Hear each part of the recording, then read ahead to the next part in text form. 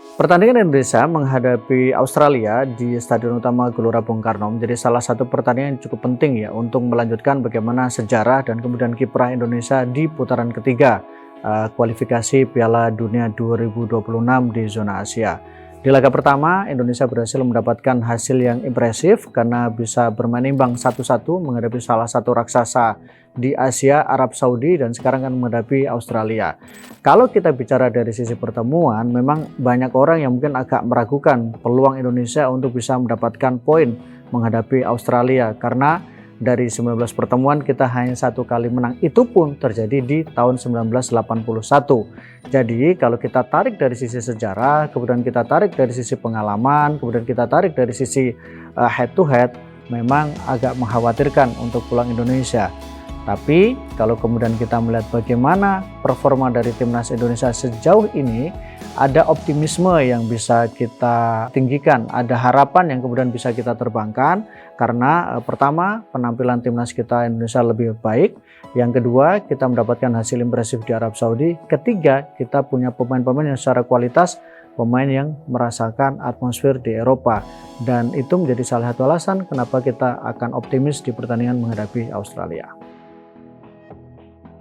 Kita bicara soal line up, kita bicara soal kemungkinan, pasti bicara soal otak-atik apa yang dilakukan oleh seorang Sintayong. Kalau melihat bagaimana catatan perjalanan sedang bersama dengan timnas Indonesia, mungkin tidak akan terlalu banyak perubahan dari komposisi starting line up. Penjaga gawang Martin Paes pasti akan menjadi pilihan utama setelah tampil cukup meyakinkan.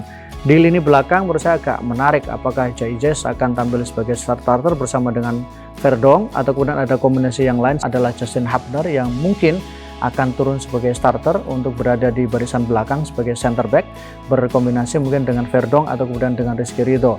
Yang kedua, saya juga melihat ada potensi dari Marcelino yang akan kembali diturunkan sebagai starter setelah di laga pertama menghadapi Arab Saudi tidak tampil sebagai starter karena posisi digantikan oleh Witan Sulaiman.